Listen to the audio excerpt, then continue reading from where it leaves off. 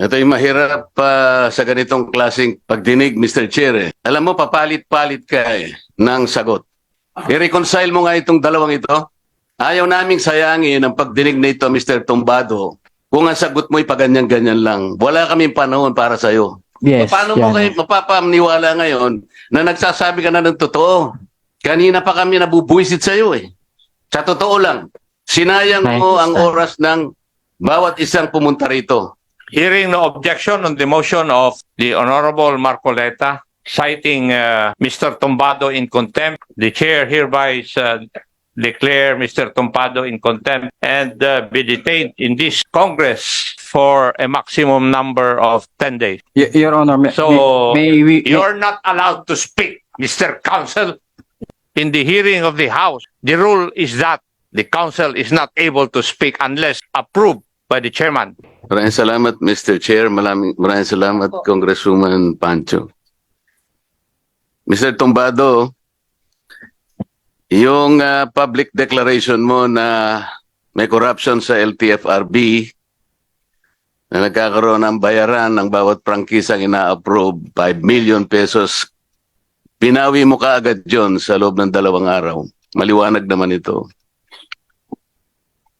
Pagkatapos ng pagbawi mo na press conference, gumawa ka pa ng affidavit of recantation. Ito nga ang nandito sa aming harapan ngayon. Sabi mo rito, after a careful reflection and deliberation, blah, blah, blah, ay binabawi mo ang may pinagsasabi mo. Hindi ka ba tinakot para gumawa ka ng pagbawi? Hindi po, Honor. Your Honor. Ito yung mahirap sa ganitong klaseng pagdinig, Mr. Chair.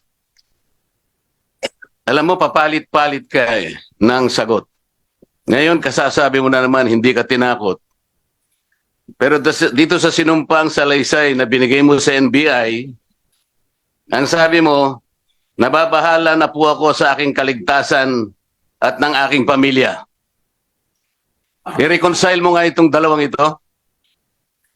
Ayaw naming sayangin ang pagdinig na ito, Mr. Tumbado. Kung ang sagot mo'y paganyan-ganyan lang, wala kaming panahon para sa'yo. Sabi mo hindi ka tinakot. Ngayon, kasasabi mo lang, sa NBI, sinabi mo nababahala ka na sa kaligtasan mo at sa iyong pamilya. Ano na naman ang totoo rito?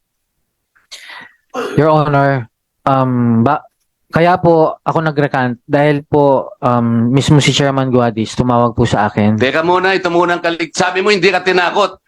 Hindi po. Wala Ngayon nababahala ka sa kaligtasan mo at sa kaligtasan ng pamilya mo. Yes, Paano mo kayo mapapaniwala ngayon na nagsasabi ka na ng totoo?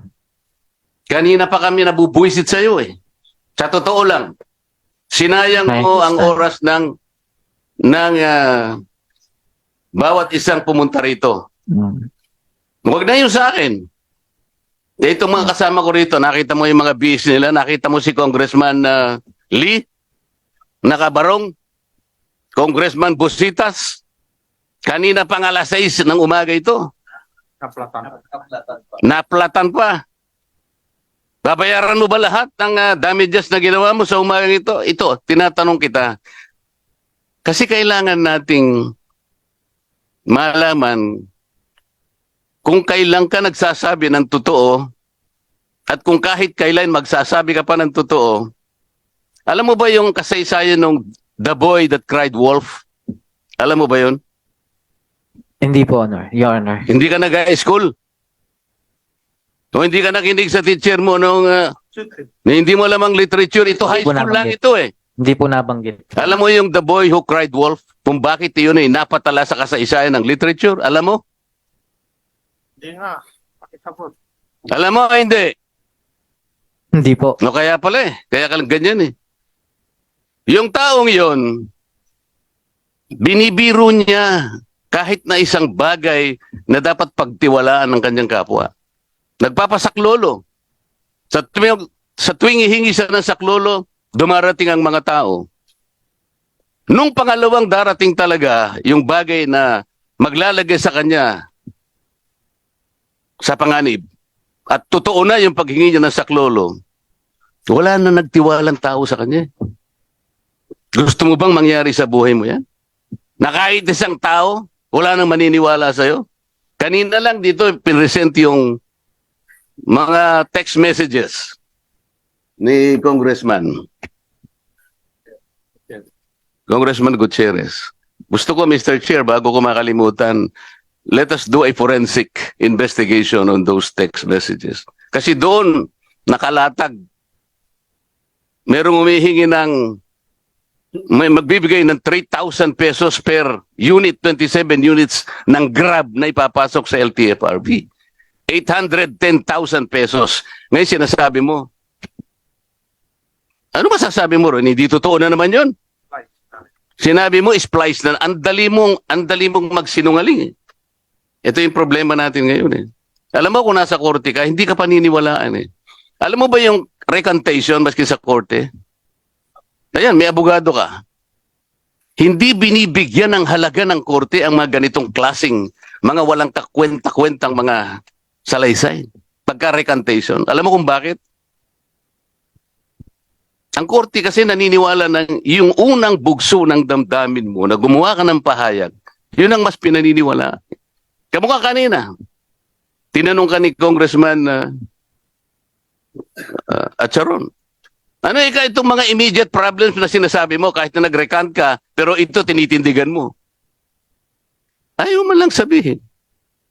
Meron ka bang listahan ng mga taong nagpunta sa'yo na nagkakaroon ng problema at sinisingil sila ng pera bago approve ng LTFRB?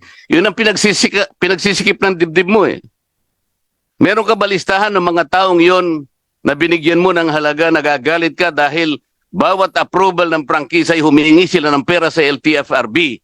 Nasaan ang mga pangalan ng mga tao na yon? Binigay mo ba sa komite? Hindi po, Your Honor. Kaya mo bang ibigay sa komite yung mga pangalan ng tao na araw-araw ay pumupunta sa iyo, pinagsisikip ng dibdib mo, nagagalit ka, kaya ka nga nagkaroon ng pagdideklara sa publiko? Yes, Your Honor. Ibibigay mo yung mga pangalan ng mga taong yon Yes, Your Honor. para sa ganun magkaroon ng hustisya kung Yes, totoo Your o Honor. hindi. Yes, Your Honor. Oh, paano ngayon kung sasabihin nila, hindi po totoo ang sinasabi ni Tumbado? Ano mangyayari sa buhay mo? Ito yung sabi mo after careful deliberation. Ito pakinggan mo. Sa aming pag-uusap, ibig mo sabihin kay Chairman Guadis, matapos ang press conference ay tinawagan ako ni Chairman Guadis at nagmakaawa siyang ako'y makausap at nakiusap na bigyan ko siya ng pangalawang buhay, ibalik ang reputasyon at karir sa dahilan ng aking pagbawi o recantation. Sa aming pag-uusap ay nailabas namin ang isa't isa ang matinding sama ng loob. Ito yung dahilan kaya ka nag-recant. Hindi dahil for careful deliberation. Wag mo kaming pagsisinungalingan. Alam mo ba ibig sabihin ng tumbado? Apelyido mo ito eh. Alam mo, pati apelyido mo eh, hindi mo na pinaniniwalaan. Ito ang huling tanong sa'yo. Ano ang paniniwalaan namin? Yung public declaration mo o itong recantation mo? Na binawi mo rin? Ano na lamang ang natira sa'yo na pwede naming paniwalaan, Mr. Tumbado? Yung pong recantation ko, wala po akong direct knowledge na kasabwat si Chairman Guadis. Ang tinatanong ko sa'yo, ang akin lang ano ang po, pagbabasihan namin para paniwalaan pa namin ang sinasabi mo ngayon tungkol dito sa recantation? wala po kasi akong ebidensya, direct evidences na mapapatunay na mapipinpoint po si Chairman Guadis sa allegations na po. Wala akong tinatanong sa'yo tungkol kay Chairman Guadis. Ang tinatanong ko sa iyo, ano na lang ang natitira sa pagkatao mo sa umagang ito na pwede naming paniwalaan? Para hindi naman masayang ang oras at pagpunta rito ng aking mga kasamahan. Ako po ay humingi po ng panmanhin sa nangyaring sigalot po na ito. Ganun lang kasimple. Ang NBI ba naniwala sa'yo? Palagay mo? Yan lang po yun, Your Honor. Anong sabi, Mr. Chair? Anong sabi mo? Depende na po kung maniniwala po sila sa salaysay ko yan. Meron, Mr. Chair, meron bang taga-NBI dito? Meron. Nasaan po yung mga taga-NBI na kumuha po ng sinumpang salaysay ni Your Mr. Honor, Tombado? Your Honor, we do not believe his statements. Anong gagawin ninyo sa kanya? Thus, we are requiring him to return by Thursday to substantiate his allegations because it's so generic. And he failed to name names and answers the essential questions, the 4 Ws and 1 H. Mr. Chair, ako po, ang motion ko ay i-cite po natin siya for contempt.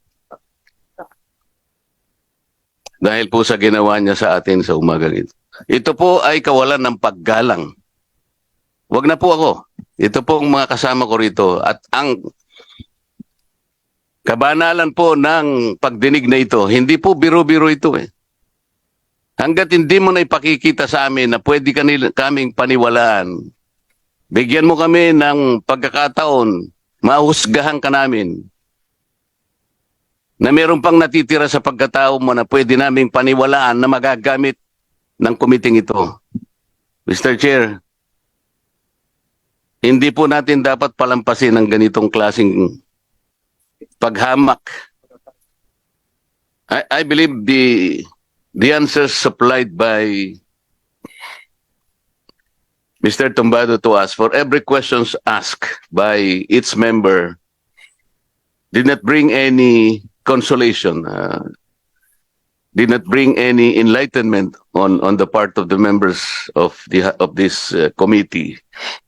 After each and every question, Mr. Chair, there has not been any basis for us to believe any of his statements and answers or replies to every question. For example, as I have said, even the text messages presented earlier, initially he said that was what was the term given?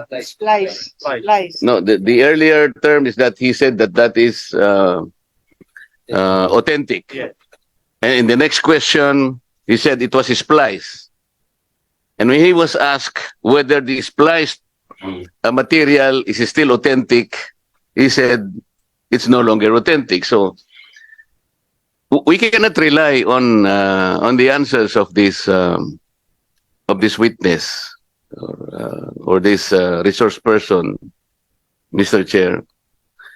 There were several questions asked, and I was here. I was earnestly listening to all the answers. I hope we are able to get something from him, but we failed to do that. That is why my last question is, ano na lang bang natitira sa'yo na pwede naming paniwalaan? Even that, Mr. Chair, wala na eh. So on the basis of our rules under Section 11, paragraph E and F, Mr. Chair, I move that he be declared in contempt, Mr. Chair. I so move. Second the motion. Any objection? Before the chair rules on the motion of the Honorable Marcoleta, if Mr. ever Chair, the committee would declare Mr. Tombado in contempt, it would not preclude the others from asking questions. Any objection to that? None? Mr. Chair. Hearing no objection on the motion of the Honorable Marcoleta, citing Mr. Tombado in contempt, the chair hereby declare Mr. Tombado in contempt and be detained in this Congress for a maximum number of 10 days. Your Honor, So, may we... You're not allowed to speak, Mr. Counsel. Yes, Your Honor. I apologize, Your Honor. In the hearing of the House, the rule is that the council is not able to speak unless approved by the chairman. Before you should have come here, you should have read the rules. Do you want to say something? The motion of the Honorable Marcoleta is hereby approved. And Mr. Tombado will be detained in the premises of this House for a maximum of 10 days. Mr. Mr. The- Chair. Sergeant at Arms? Nandito ba siya? You're here? Okay. Yes, Mr. Chair, if the chair permits, may we be allowed to ask very few questions to Mr. Tobado before he be escorted downstairs? If the chair permits po. that's the ruling of the chair, Your Honor. We can continue with the interpellation insofar as all the resource persons present here are concerned. Including Mr. Tobado. Yes. Thank you, Mr. Chair. So we would still follow the list we have. Thank you, Mr. Chair.